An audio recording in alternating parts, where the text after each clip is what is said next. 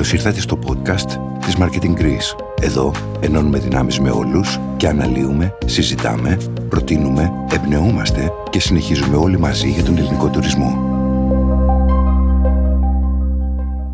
Welcome to this Marketing Greece podcast. My name is Θράσυ Πετρόπουλος. I'm head of editorial at Marketing Greece. And our guest today is travel writer Rachel Howard. If you know Rachel, you're likely to do so from many years of travel writing features in English language publications like The Times, The Sunday Times, Financial Times, Telegraph, The Guardian, magazines like Condé Nast Traveller, Harper's Bazaar, Travel and Leisure, House and Garden. It's a long list, I think you get the idea. She's written scripts for films and TV, speeches for prime ministers and patriarchs, although you'll be glad to know that that isn't the topic of conversation today. She's created content for apps and websites, including This Is Athens, the official travel site of the municipality of Athens, for which she was editor during its successful relaunch in 2017. All in all, we're talking about one of the most experienced travel writers working out of Greece. So our conversation today is of interest to anyone writing or in charge of writing about Greece, regions, destinations looking to update or maybe even launch a travel portal, experienced providers, travel tech startups, definitely hotels, anyone who handles travel content of any kind. And it's definitely interesting to me after spending the last 10 years writing about Greece on Discover Greece and coming up with ideas and concepts for marketing campaigns. So I'm looking forward to this. I hope you are too. It's a very warm welcome to Rachel Howard. Thank you so much. So as I said, the point of this conversation is to look at trends and best practices in travel writing about Greece. What I find particularly interesting is that you can take all the numbers and data in the world, you can get input from strategists and marketing plans, and you can plan everything around that. But then you've got another side of the equation, and that's the travel writers. And probably that also means the commissioning editors who, let's face it, are the ones who say yes or no to whether something is going to get written and published. So they still have a massive say in the decision-making of travellers. So my first question is, what do you, as a travel writer, and by extension, what are the commissioning editors looking for when it comes to choosing a destination or a theme for a travel idea generally? I think when it comes to Greece, the old sort of cliches of sun, sea and islands still, unfortunately, have a lot of sway, and a lot of editors who maybe don't know Greece as well and don't know the diversity of Greece, the mainland, the mountains, the off-season joys of travelling to Greece. They get a little bit stuck in a summer rut and they see Greece still as a summer destination rather than as a year-round destination. And even though I've been trying to change that in my pitches to commissioning editors, especially over the last few years, I still often get turned down when I try to pitch those ideas. So I think, sadly, with climate change, our season is extending, but it's still extending in terms of we're still swimming in November, not necessarily we're thinking of Greece as a skiing or a hiking or a mountain destination. In terms of what gets greenlit and what doesn't, I think it really depends on timing sometimes and serendipity, so there's not really a magic formula.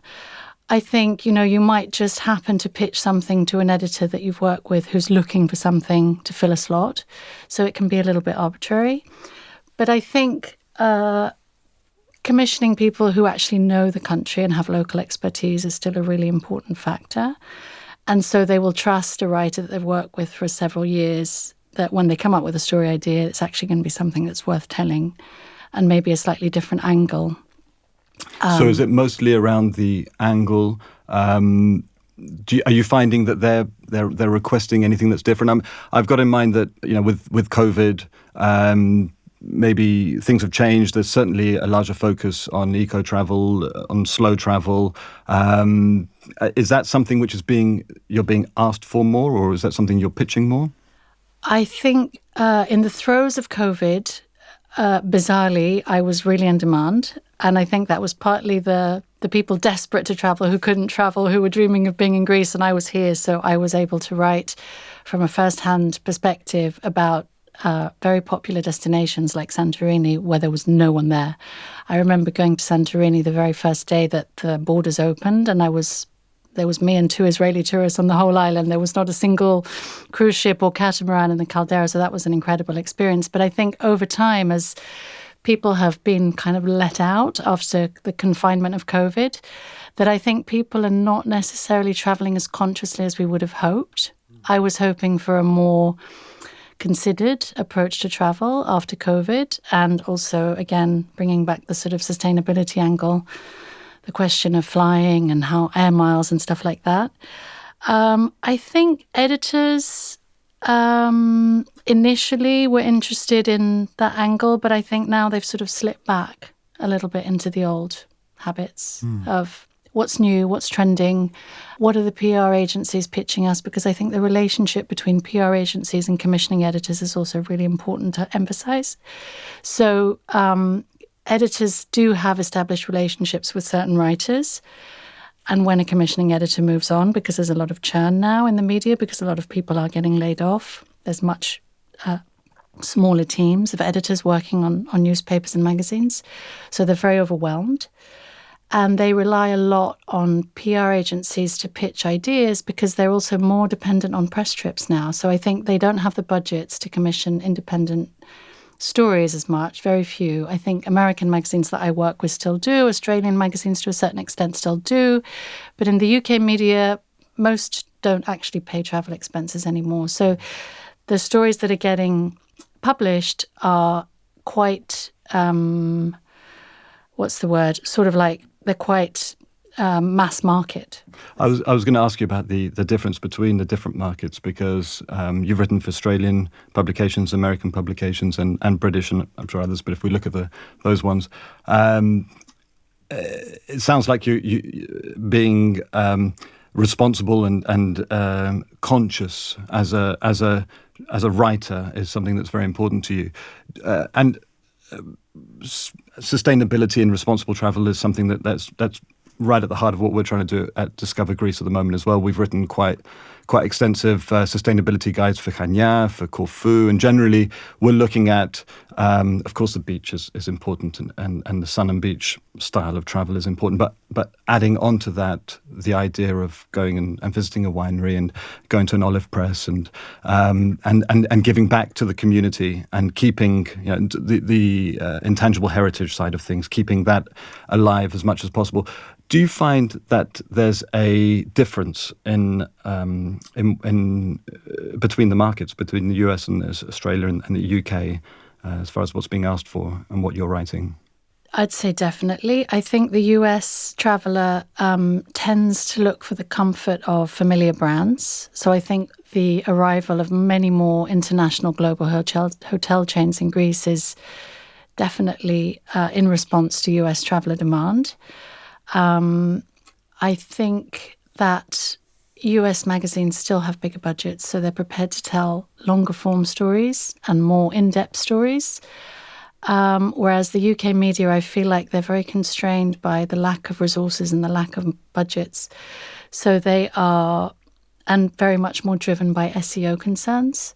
So they are moving a lot of their content online, but then the content that's online is not really long-form travel journalism. It's not features and articles. It's more these listicles and best of and roundups. And I feel that very strongly about Condé Nast Traveler that I've been working for many years. They obviously had a change of editorial direction in the last few years and merged a lot of their different international editions into one. But I feel like the content is becoming content rather than features. That's really interesting. I was going to ask you about the SEO side of things a little bit later with This Is Athens, but I think it's probably relevant to mention it now.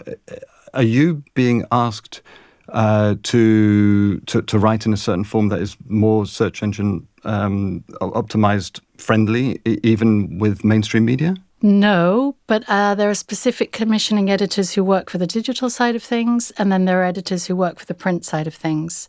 So obviously when you're commissioned to write something for the website, you're going to, by default, if you're experienced, you're going to write in a slightly different way because it's a different way of writing. And usually the things that are commissioned are things that I'm asked to write because they are based on what people are searching for rather than this is a really interesting story idea, let's do it.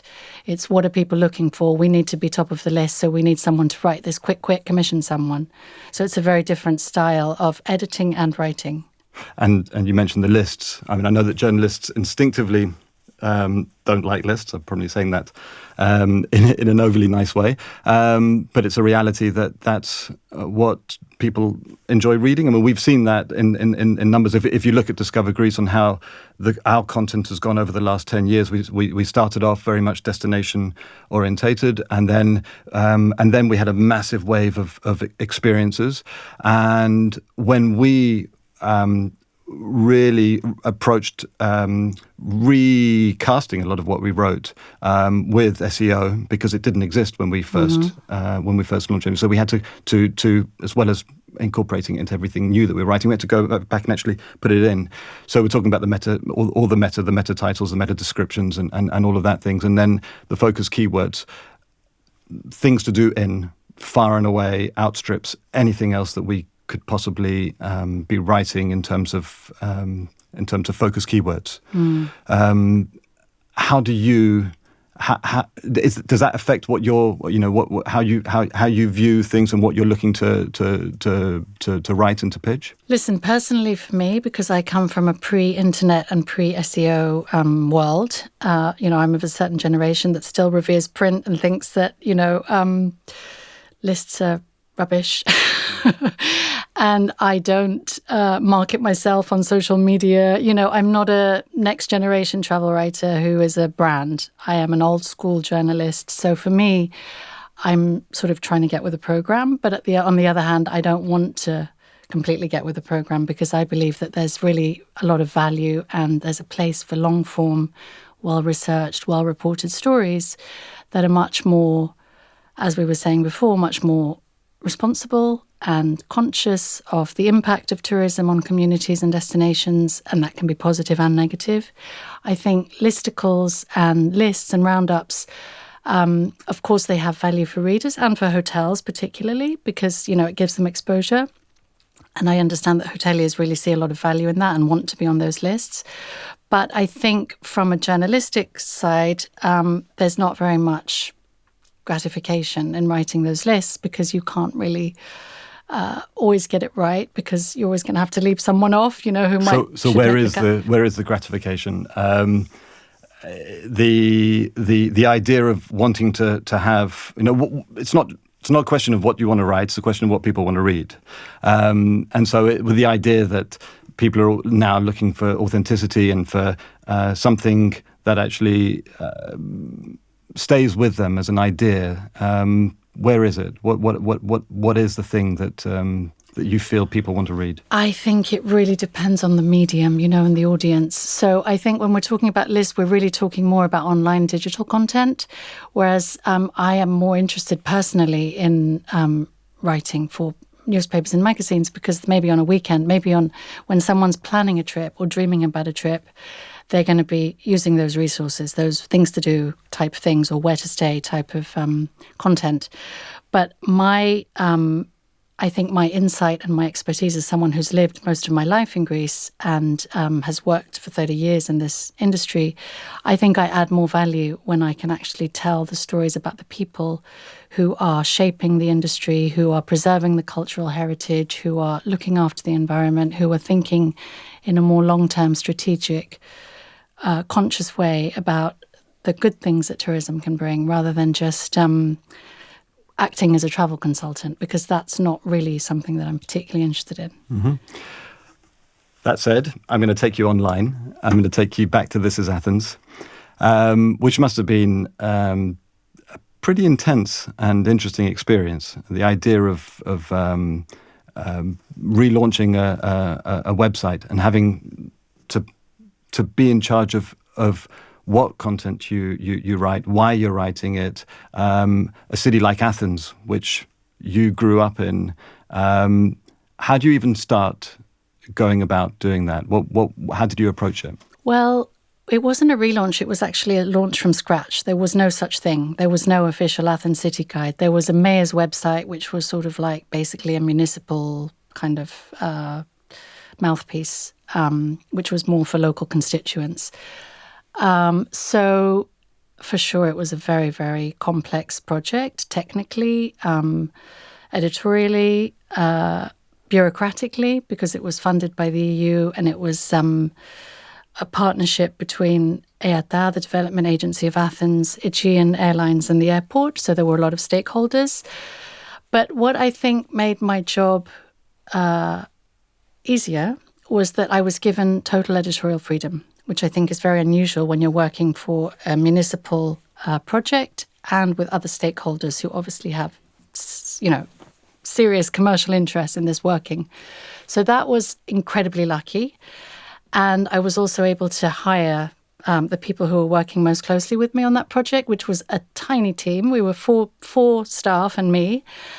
So considering that you're creating a whole city guide for a massive city from scratch, that's very, very small. But we also worked with local freelance journalists and photographers. So I think the key for me was that we had editorial independence. So we were able to create something that we felt was genuinely useful, engaging, insightful, relevant to people coming to Athens, not something that we'd been, serving certain interests. We were really thinking of the end user in mind. That was our primary concern. To make it relevant to people, as I said before, who were both thinking about coming to Athens or planning to come to Athens, but also people on the ground.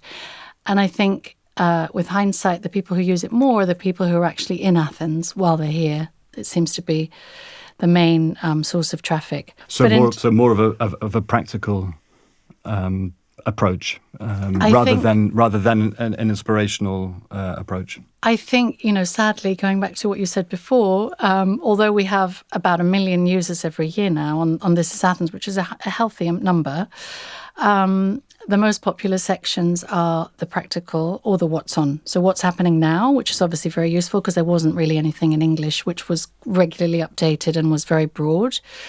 And then things like public transport, getting around, so really practical, nitty-gritty stuff, which is very useful because this is a portal, it's an online guide. But we tried to really, I think another thing that's important to stress is that we tried to really show Athens as it really is. So we were not trying to gloss over some of the things that are challenging and difficult about Athens. The fact that drivers don't stop always at traffic lights, or, there are some areas that are a little bit dodgy. I think we really tried to have a lot of credibility and integrity and honesty in the way that we portrayed the city. And that also came about through developing a tone of voice, which was quite a little bit irreverent, but very conversational, very, very insidery. And we didn't want it to just sound like an infomercial or a kind of press release. That's why it was really important to me to hire journalists rather than marketeers. So give me an example. I mean, I've got in mind something quite simple like Plaka. It's obviously right at the heart of the tourism experience of so many visitors to Athens, and at the same time an area of Athens that a lot of Athenians would probably want to avoid because it is at the heart of the tourist experience in Athens. It's one thing wanting to express that and show that in a way that works, because let's face it, people are still going to go there, and they should go there, and it's a cliche for a reason, because it is an incredible location in Athens. How do you actually go about, what would you say about Plaka then to make people aware of what they're going to experience once they're there? Well, we created a series of neighbourhood guides for all the different neighbourhoods in downtown Athens. And now with a new editorial team, they're expanding it to a wider area as well, because people are moving outside the centre actually when they come to stay in Athens. But with Plaka in particular, I think there's two things. First of all, we asked people to be very respectful of the people who live there, because particularly in Anafiotika, which has become a real tourist attraction, and it's very, very narrow streets, and most of the residents are quite elderly. If you have hundreds of people with selfie sticks and, whatever, traipsing through there, it's not very pleasant for the residents. So that's one thing, is to try and be respectful of the community as well as prepare people to, so their expectations are realistic for visitors.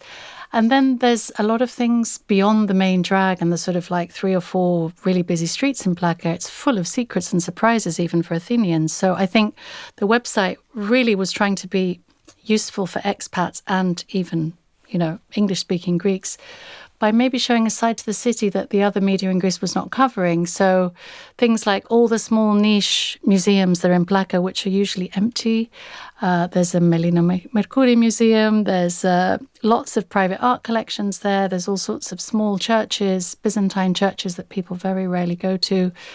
And then we also did a Where to Eat in Plaka guide, which was, steering people away from the frozen moussaka. So it sounds like looking for the beauty within, actually, as well as giving the mainstream.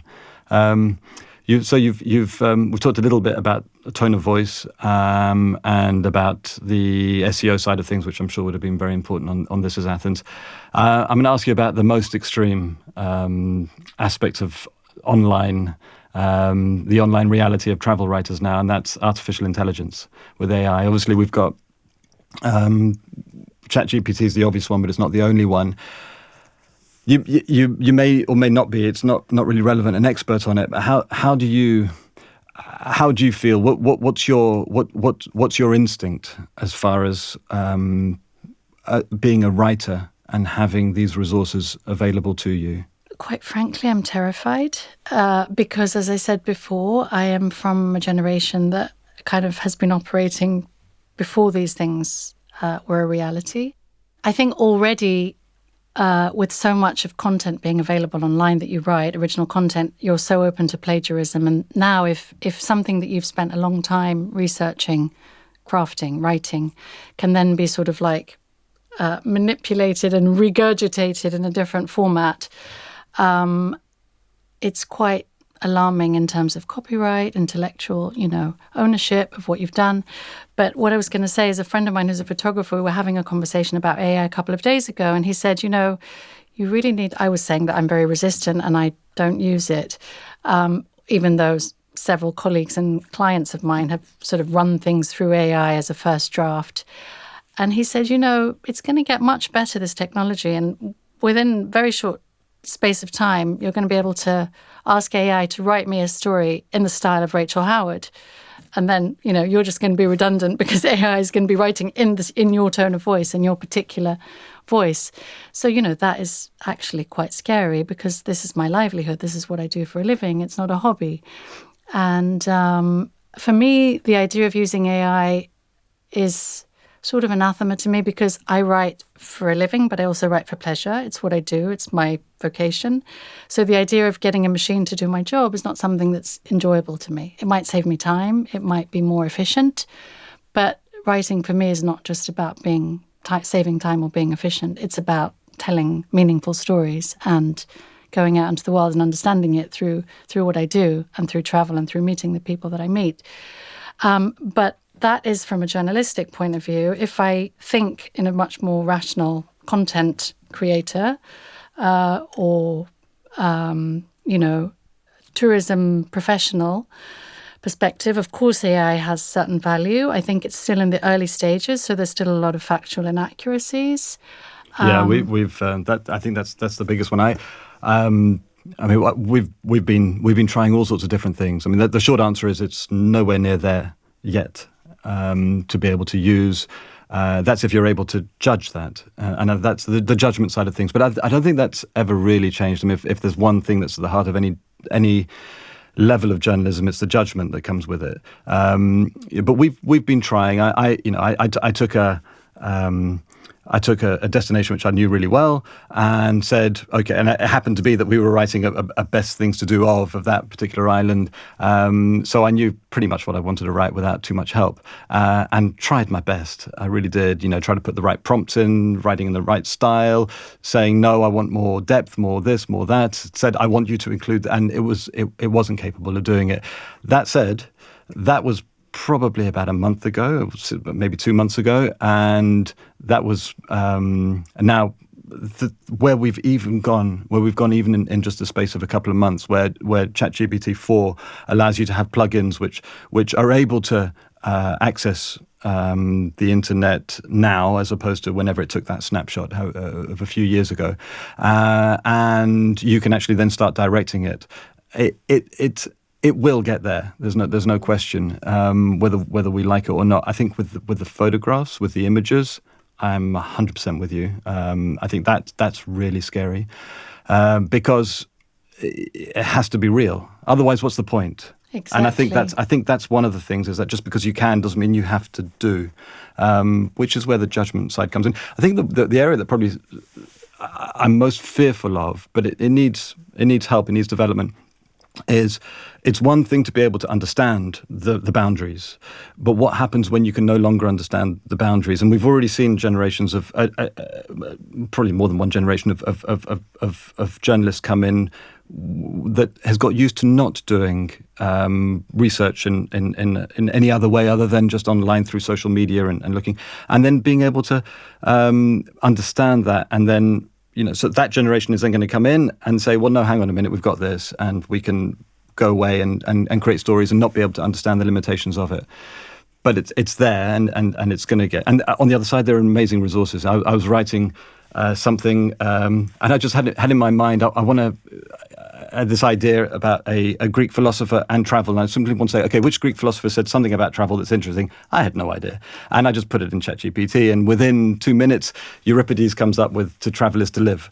And I could spin something around that. Okay, it's a glorified Google search, but it's powerful and it gives resources. I think we're really talking about two different things here. One is travel writing and one is content creation. So I think for content creation, it can be very useful for sure, especially for organizations like Marketing Greece or municipalities that need to produce a lot of content. And sometimes the quality of the content can be quite poor because it's hard to find native speakers or people who have the actual first-hand experience of those places. On the other hand, I do feel quite worried about what you said before about the errors, what we were talking about, because misinformation and disinformation is a huge issue in general at the moment with any kind of content and journalism. And I think, you know, if it's just aggregating things that are already online, and a lot of the things that are already online are incorrect, you're basically just multiplying wrong information. And you've got no idea, actually, because that's... And who's to edit or judge what's correct or incorrect? This is a big difference, because there is no plagiarism, apparently, because it is authentic, original copy. It's not copied from anywhere. That it will rearrange it.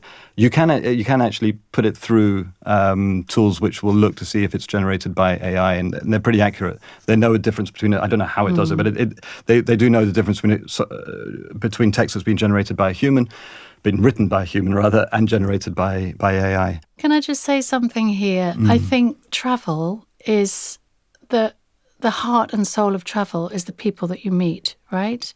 Whether it's the people who run your hotel or make your bed or serve you breakfast, or the guy that's driving the boat when you go on a boat trip.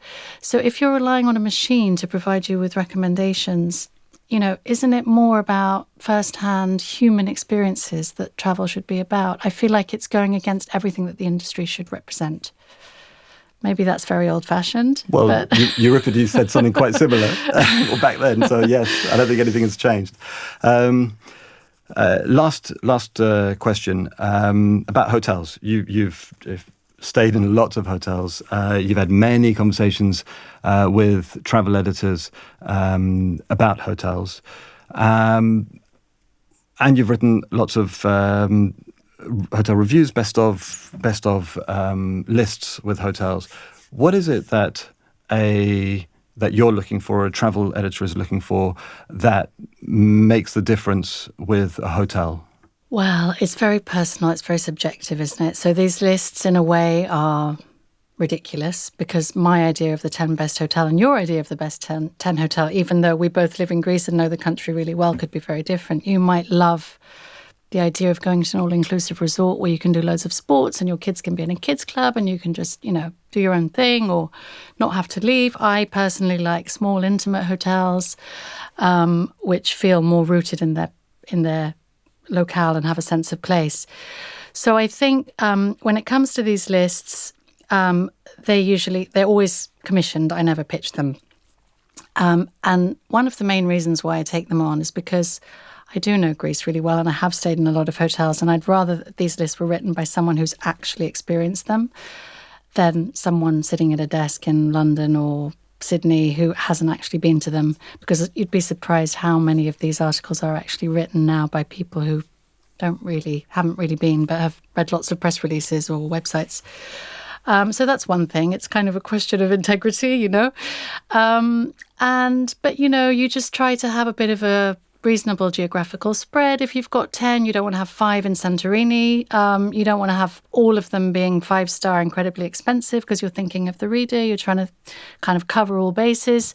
So, as I said in the beginning, it's quite arbitrary. I don't think there's a magical formula. If you're talking about me personally, how I make the selection, I think it goes back to what I've said all along in this conversation, is a hotel that has a strong sense of place, that is true to its destination and true to the people. I think that's kind of respectful of the people who work there, not just the people who visit it, and that's offering an experience that is, holistic. Let's say holistic. So I think a lot of hotels are all about design or names, a famous chef or a famous architect, or, this architect's built lots of successful hotels, let's do one as well, and they all end up looking quite similar.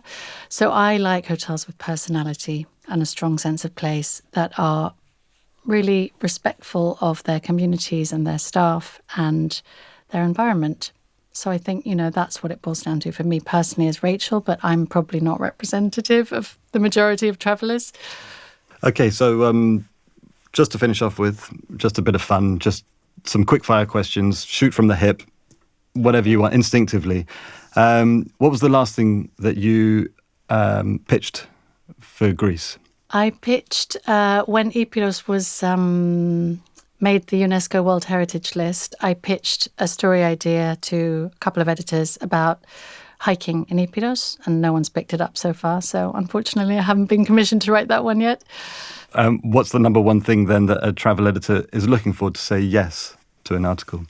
I think a lot of it is topicality, even though what I just mentioned, it is a very, current story. And then I think it's probably local expertise as well. But new and trending is very popular with editors. Biggest threat to Greek tourism? I'd say it's over-tourism. Biggest reason to be optimistic about Greek tourism? The fact that there's still so much of Greece that is undiscovered, unspoilt. There's a lot of potential for year-round tourism. So I think if it's managed in a sustainable, smart, sensitive way, tourism can still has a lot of room to expand without the dangers of over-tourism. AI, should we just pack our bags and go home? Any future for us?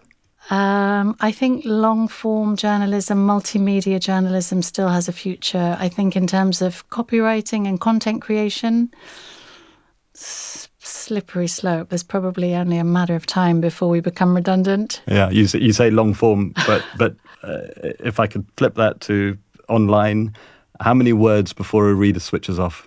No, I was thinking more of books, books, travel writing books, or... so I think, I don't know, I'd say that's probably about 400 or 500 words. A travel writing cliche that you hate? I really hate the word authentic. Mm-hmm. Can't stand it. I was going to say unique. Unique is no. Yeah, exactly. I put my hand up. I use it when I have to, but yeah. I mean it's a lazy word. Mountain or beach? I still love the sea. The sea is my therapy, but I also love swimming in the sea, so I still think the sea, but I don't sit in the sun. I was going to say, it's like mountain is the one that you probably think of when you're on the beach, lying there thinking how romantic it would be, the mountain, but it has to be beach, I think. What's the first thing that goes in your bag when you go off on an assignment? My notebook. I still use pen and paper. Do you still write with pen and paper, first draft? Yes. Yeah, I do too. What advice would you give to your younger self if you were starting all over again? Get a driving license. Get a driving license? No, that is not an answer I was expecting. Yeah, I don't know how to drive, which has made for some fun stories because I've had to hitchhike or travel in quite strange ways. But yeah, definitely. And also I think, because journalism's changed so much over the years, I think it's really useful if people can shoot their own stories as well. I think editors are looking for